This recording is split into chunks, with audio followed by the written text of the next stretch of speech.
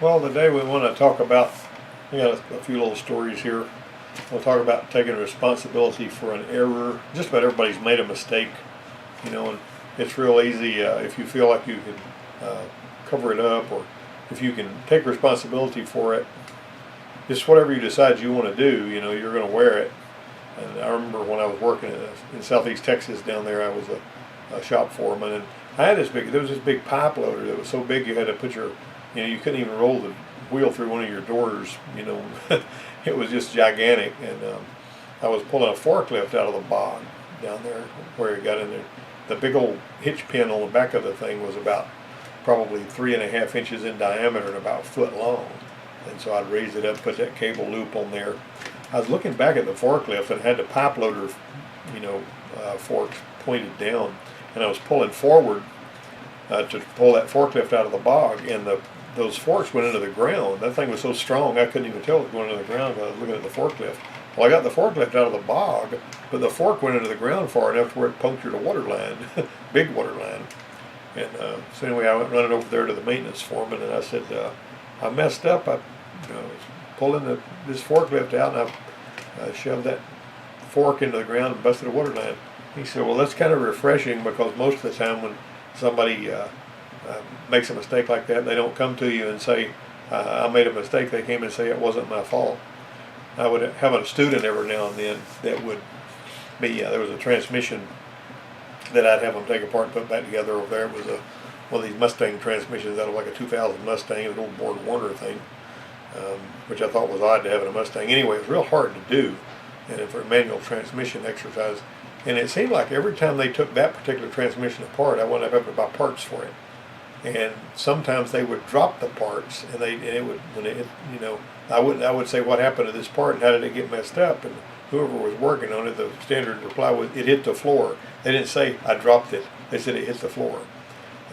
But anyway, I'm going to start out here. I got this email from this woman when I was running my website. I stopped fooling around with a website because keeping a website updated is just too much trouble. And I didn't mind answering the questions people emailed me, but the website itself was more of a pain than I had time to fool with, because I got a lot of stuff going here.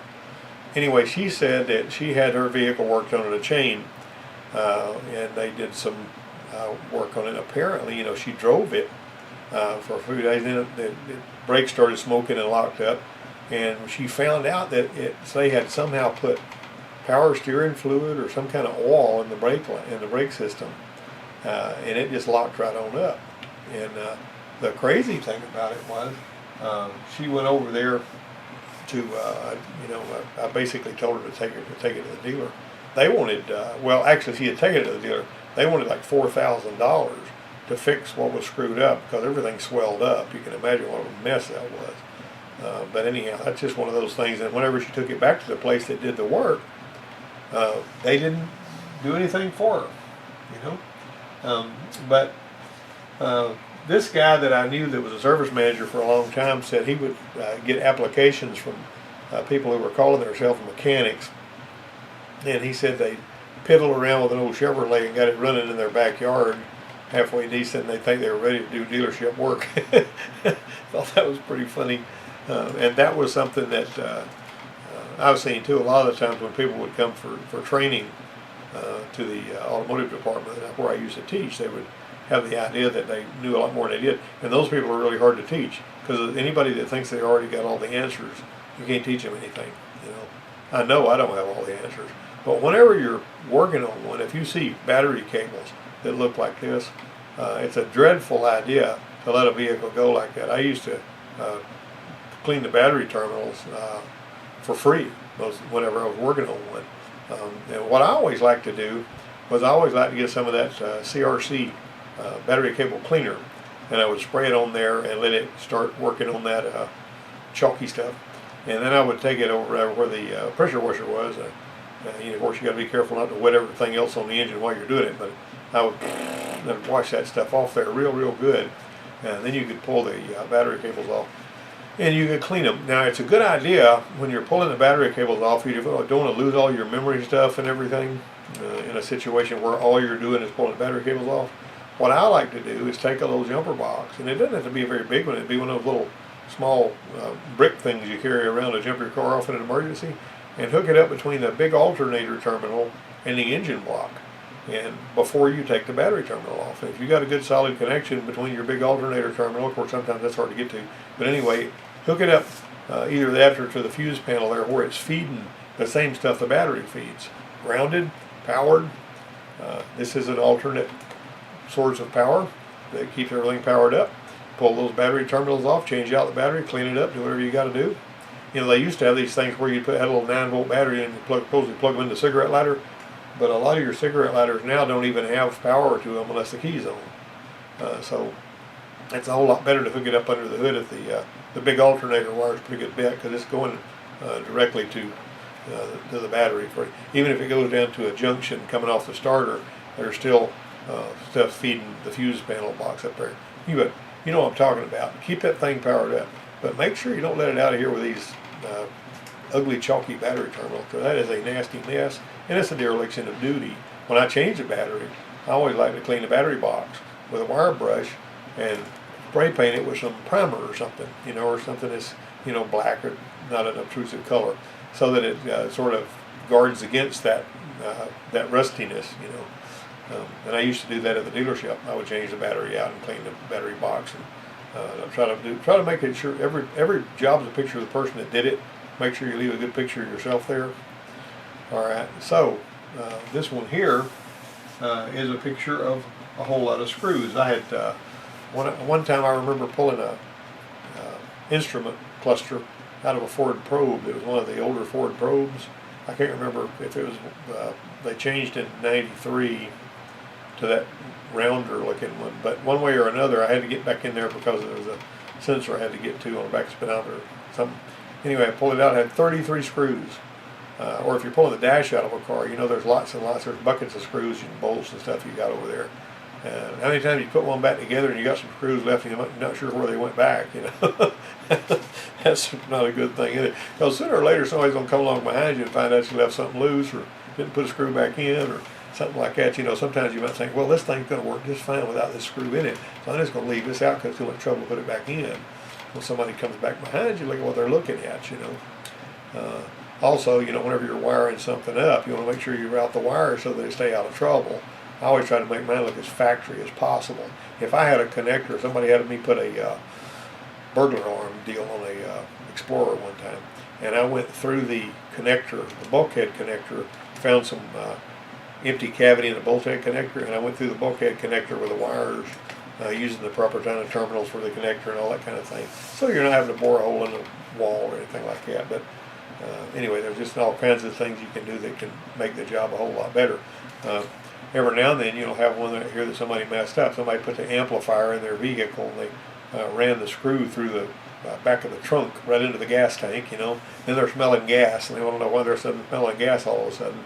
You pull the gas tank off and you see something like this, Well, I was at a school one time, and this one guy was talking about whenever he needed to drain the gas tank on one, if it had a steel gas tank, which a lot of them are plastic now, he would drill a 1/8 hole in the bottom of the gas tank and let the gas drain out of it, and then he'd put a 1/8 pop rivet in the hole.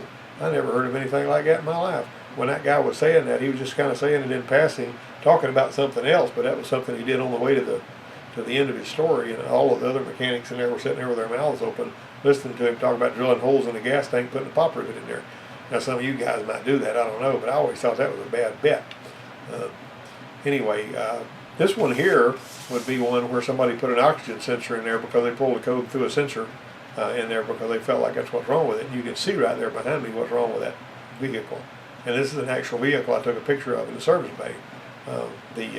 You leave that, if that closure hose going to the PCV system is not connected to that air inlet tube, you're going to have some unmetered air going through there.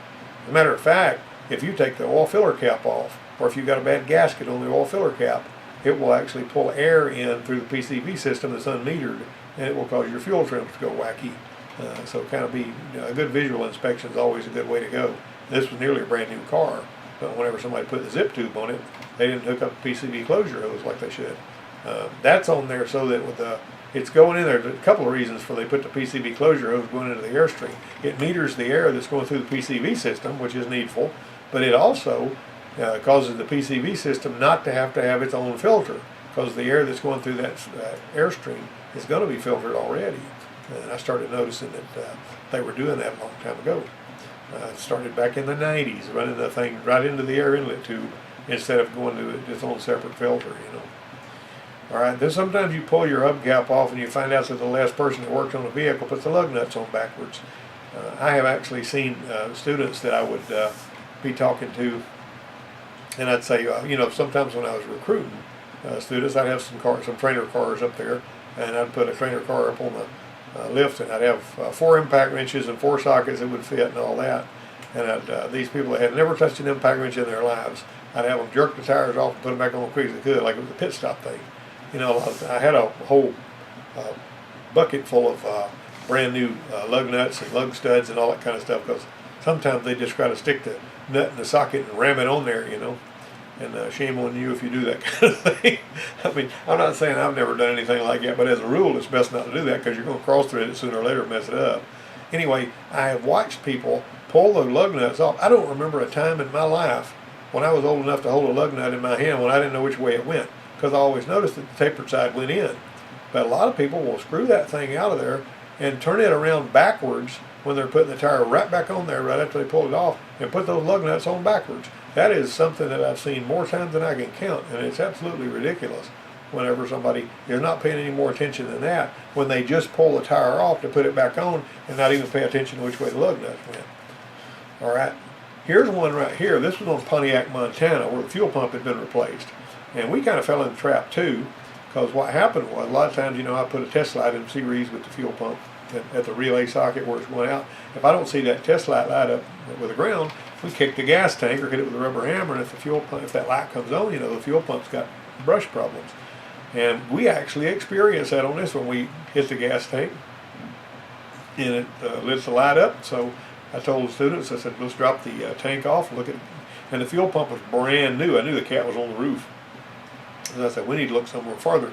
Well, this connector here, if you're familiar with some of the GM vehicles in that vintage, this basically goes through the floorboard. This one in that Montana was up there in the wheel well area, where all of the salt splash and everything goes. And this was the actual connectors from that Montana. That's why the vehicle wasn't starting, because the fuel pump was fed through this connector, and it had all this chalky nonsense on there. All right, then you come on, you know, somebody else, you know, maybe if somebody in your shop was the last one that changed the oil, and you find out when you pull the oil drain plug out that it looks like this, that's pretty nasty, you know. Oil drain plug, if you're having to put a wrench on it to screw it the rest of the way out, it'll screw out with your fingers, screw back in with your fingers. And if it's one of those steel oil pans with a hardened nut on the inside of it, all you need to do, instead of putting one of them self-threading plugs in there, is just put a brand new drain plug in it, because the drain plug's softer than that nut inside the pan. Now, if the pan's aluminum, that's different. Those aluminum pans, over a long period of time, with the nuts been out in there a lot, the threads will be compromised, and you got to take some special measures to take care of that. All right, so this one here, there was an ignition module. You might remember these ignition modules, like what was the old TFI.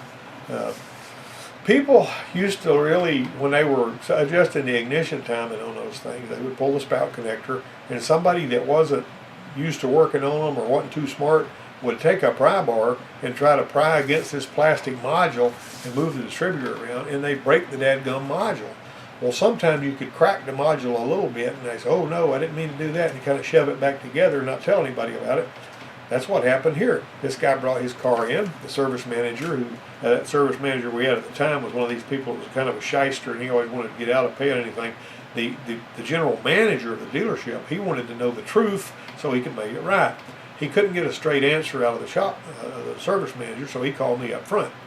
And he said, this guy said that nobody but us had worked on his car, and it quit, wouldn't start. And when he took it to a shop, they said that somebody had busted this module, and he said nobody's worked on it since we have. And he said, I want you to investigate this and see if you can figure out if we broke this. You know, based on the information, this guy said that we were the only ones that had worked on it, and it was like supposedly a year ago. So I went to the file cabinet, pulled the files, and saw who it was that worked on it. It was one of the line mechanics back there. It was kind of sloppy, and I knew he'd had the intake manifold off of it, which you had to pull the distributor off on the 302 to do that. And I said, and I came back and I said, we broke it. I feel like, in all likelihood, you know, the guy working on it broke it. And so the general manager gave the guy his money back for his module, which was about $100. Um, now, this guy back in the 90s that I worked with, you know, you might notice when you switch off a diesel, one of these power stroke diesels or something, and that thing has got really high compression, and when it stops, it stops. This guy left the fan loose enough so that whenever they shut the vehicle off a few times, the fan kept screwing itself off every time it stopped. It would screw itself off a little bit. Finally, it screwed itself off enough to where the fan came off of there on start and destroyed the radiator. And when the boy that had worked on it found out what had happened, he went and pulled the file, and he scratched out the place where it said he had had the fan off of it. But you could still read through his scratching, and they busted him for that, you know. But he was basically, instead of saying, "Hey, I screwed up, radiator's messed up," he didn't want to, you know, he wanted to act like he had never made a mistake, and he performed a little cover-up operation here. But anyway, I did some extensive writing work. This is a screw up that I did on this Lincoln. It's basically wiring work rather than not writing work. I was putting, the guy wanted one of those CD changers, one that goes in the trunk, you remember back in the day. And on that Lincoln, it was a big job. You had to pull a lot of stuff out, pull the radio out, move some wires around in the cavities in the back of the radio and all that. And when I was taking the back part of the seat out, for some reason or another, there was another car parked a little bit too close, and I should have been farther away or whatever. You know, he's made one of these little errors in judgment. And I stumbled or slipped or something, and then the edge of that seat scratched the paint, made a little dent right behind the back door on that C-pillar, you know. And this old guy from the Jackson County Bank. Now, I will say that this guy, in the trunk of his car, he had a crowbar and a chrome riot shotgun, and then he had a pistol under the seat. In this part of the country, we see a lot of guns in the vehicles when we work on them. But anyway, this guy here was not going to be outdone. You know, he was a banker, old silver-haired guy, you know, that grew up hard probably. But anyway, the point is, I called him out there with a fixed operations manager, and I said, I bent this, and I just wanted to make sure that everybody knew that I did it. You know, I didn't try to make any excuses. And the old Jackson County Bank guy, he says, well, I'll tell you what, he says, I don't think that's going to bother me a whole lot. He said, if I feel like I can't live with it, I'll come back and let the body shop take care of it, but let's just go ahead and forget about it. That was a whole lot less, you know, stressful than sending it out and letting him find it and come back and then having a big hullabaloo about it, you know. See, that's the other thing. All right, now this one right here was a Toyota Camry. He'd done some cylinder head work about a year before this happened. He had done some cylinder head work on it. He pulled the head off, and he had when he put it back on. Of course, you know the labor time and the gaskets and all that stuff for pulling the cylinder head off the 2002 Camry with one of these, you know, with the chains and the overhead cam. You know what I'm talking about. Dual overhead cam with the chains and all that. 2.4, I guess it is. Anyway, that's a $2,000 repair if you're charging $100 an hour for your shop time, 17 hours labor. Anyway, he pulled it off, and when he's putting it all back on there, he was doing a really good job. He torqued it. They're torque to yield bolts. We replaced the bolts and all that. And so when he was putting it back in, everything was fine for months and months and months, almost a year. And then it sprung a big oil leak back at the corner of the cylinder head. All right, now the problem was there was an oil passage. It was going past the variable cam timing solenoid that's in the back of the head on that side. They went right through the head, right there by that corner bolt.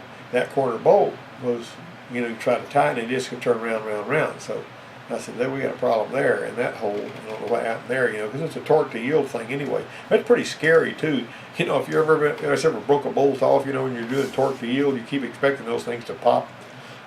But you're always supposed to replace those too, by the way. Well, we got this thing out of here.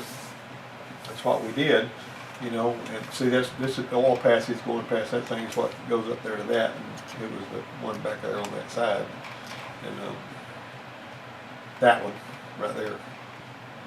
Anyway, the failed threads you can see right there. Okay, let me get past this. All right, you see what happened there? See, those threads, apparently whenever he had put that in there, it started shearing those threads a little bit. Now it tightened up. He got a good tighten on it as far as I know, unless he just felt something and didn't tell me about it. You know, he's a big, strong guy. So that's the head off the car. And that hole right there is where these threads came from. And that, see the threads, these threads right here, why apparently it happened because there was some fluid that was in the bottom of that hole. Now when I was working at a filling station in the mid-70s, I was taught really early on to make dadgum sure that you got any and all fluid, oil, coolant, whatever, out of those head bolt holes, because if you don't, you're going to screw it down in there, it's going to hydraulic lock, and you're going to cause a thread problem. The diesel instructor that was working down at the bottom of the hill at the campus where I taught automotive, some of his students had a bolt on a big V12 Cummins trainer engine that he had, a VT904 I think it was. Anyway, they screwed that cylinder head bolt in there, and when it would not tighten up, they just got a bigger and bigger and bigger cheater pipes, and by the time they got through, that hydraulic fluid, that hydraulic lock that had happened under that bolt busted a block on that diesel and just destroyed that trainer, because they didn't, if they had been, warned, they'd have pulled it back out and made sure there wasn't nothing in the hole. Well, this right here apparently started to shear those threads just a little bit. And then after a while, they gave way. We wound up with a neat little spring right there. That's the threads that came out of that head. I kept those for a long time. But the clamping force against the head gasket contained the oil pressure for heating and cooling cycles until these threads finished shearing off, and suddenly the bolt was loose, All right, so this was the only head bolt where it happened.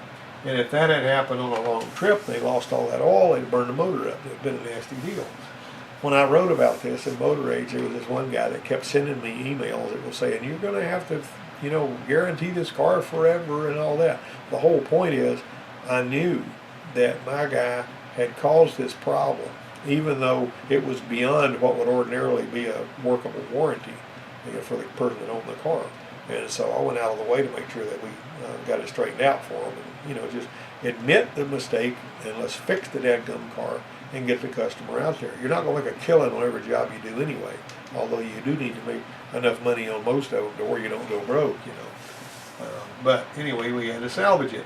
Now this right here is a Helicoil set.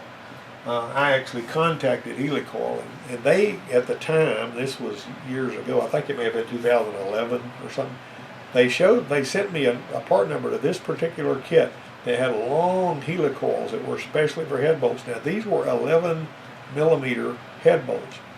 Let's just make them a screwball size here, y'all. The 11 millimeter, not 10, not 12, but 11, And every now and then, that's like there's these little 7 millimeter size. This, every now and then you'll run across something like that, but that's pretty much useless. You basically go 4, 5, 6, and then 8. 7 is a strange in between, That's kind of like 11 is. And some of your GM vehicles have got bell housing bolts that are 11 millimeter that are kind of screwball, more for that. Anyway, that particular kit was made for that. I'm not sure that you can even still get a kit like this one here, because I believe Stanley has purchased Helicoil from whoever it was who used to own it, Emhart or whoever it was. And so, but anyway, this is the kit right here that they were telling me about. Anyway, we went ahead and managed to do that. That's when I was at college over there. And so, see how long those helicoils are? They're not just regular short helicoil, because they got to handle that torque to yield. And a short helicoil a lot of times won't do it. All right, so it goes through the aluminum block before the bolt reaches any threads, and these torque to yield fasteners need some length to do the stretching. Now this passes through a 12 millimeter hole on the way to the threads, and the helicoil was bigger than the upper part of the hole, so the hole had to be enlarged, so how much would be safe, okay? And how tough would it be to come up with a drill bit the right size to accommodate the helicoil? It took a 5/8 drill bit, which was pretty big, and we used big old DeWalt drill, the 2 handles on it and all that kind of thing. And we managed to break the daggum drill bit one time. That was scary as all get out, but we got that piece of the broken drill bit out of there and managed to finish drilling the hole out without breaking the next thing. You know how when it catches and the drill jumps and it pops it off. Anyway, long and the short of it was we managed to pull it off and make this thing happen so that it would, take that torque and the car was out of there, And but one way or another, that was one of those situations where, where we just tried to make sure that we made things right. because it's a good idea to make things right whenever you can. There's not anybody that doesn't make mistakes of some kind, and it's just a whole lot better to just come own up and say, yeah, this is something we messed up, you know. Now, instead of, you know, some shops will make a bad diagnosis, like I talked about last week, where I was telling the people that owned that Stratus I was talking about, and they claimed they had a rear main seal leak, and I said, what they'll do is they'll charge you $1,000 to put the rear main seal in there, and say, well, that got some of the leak, but didn't get it all, so we need to charge you another $1,000 to put a head gasket on it. You know, so I mean, making the right diagnosis to start with helps too. But just about everybody's been in that shape where you've done everything you possibly could to get things like they were supposed to be, and then it turned out that, you know, you misfired, or there was something that you should have checked that you didn't think to check, or it just, you know, blew up in your face or whatever. And so I don't know the times I've had to teach my students that. And, you know, it hurts when you lose some money on that, but you also want to make sure the customers are not stupid either. A lot of the times the customers are smarter than you give them credit for, and they know when you're blowing smoke, and they know when you're being straight with them and all that. So anyway, we got all that happen. Now here's one more story I want to tell you about right here. This is a funny little story here. This F-350 came in there and it had four-wheel drive, automatic transmission. And this thing would shift all the way up into its highest gear before you even got to where you were going 30 miles an hour. And even if you got on it pretty good, it would shift all the way up. And the guy that was working on it, transmission mechanic, I was doing drivability electronics at the time, he pulled the transmission out and rebuilt it. You know, did the pizza box thing, and put it all back together, and still did the same thing. Couldn't figure it out. And so he had me come over and work on it. You might notice that when you put this thing in four-wheel drive, this little switch in its four-wheel drive indicator switch turns on that low-range indicator. You notice it comes off here and goes to powertrain control module. Well, see, when the powertrain control module sees 12 volts coming through here, it knows that it's not in four-wheel low, right? On this particular case, this thing right here had blown a fuse, and these lights weren't working. Because the lights weren't working, this powertrain control module never saw that 12 volts and assumed the vehicle was always in four-wheel low. So this guy rebuilt the transmission when all it needed was a fuse. That's not the only time I've ever seen that. There was a Jeep Cherokee, this guy came one time, it was one of them 87 to 90 models. You remember they had a fuse up under the passenger side of the dash, a little 10-amp fuse going to the transmission controller. He came and he said he'd rebuilt it, and he'd been working on it for 6 weeks. I think I told about this in a previous video. And he said, the transmission won't shift. I can shift it manually, but it won't shift on its own, and I don't know what to do to it. And I've had it for 6 weeks, and my customer's really upset about it. And I said, well, let me reach under here, and I pulled it out, and it was a blown fuse. And so I got another 10-amp fuse, stuck it in there, and it shifted right on out. And, you know, he talking about how he was going to buy me a case of beer and all this kind of stuff. I don't drink beer anyway. The long and the short of it is, sometimes there's another situation similar to that, where that girl, a student of mine, called and said her transmission was taken off in high gear, and she didn't. And her dad was trying to figure it out. I said, check the fuses. And so when she showed up a little bit later, she said, when I hung up the phone, told my dad, you said check the fuses. He said, you were a fool, because fuses didn't have nothing to do with automatic transmission. This was a 94 Pontiac Grand Am. And she said, I checked the fuses, found a blown fuse, put another fuse in it, the transmission shifted just fine, and made him look silly. But a lot of the times the simple stuff we check, you know, the guy that goes and knows exactly what to do, you know, you hear these people talking about, you know, my son-in-law's a really good mechanic, and he can take a car apart and put it back together from one end to the other. And I'm more interested in the guy that knows exactly what to do to surgically repair it. I mean, being able to take it apart and put it back together is okay, but I'm a whole lot more comfortable with the person that knows exactly what to do than the person that just throws all kinds of work into it, hoping that somehow he manages to fix it, and then somebody pays for a whole lot of parts that they didn't need to buy. Anyway, that pretty well winds this up and everything, and so I hope you guys have a good week, and I really appreciate you listening to the video, and I will see you next time.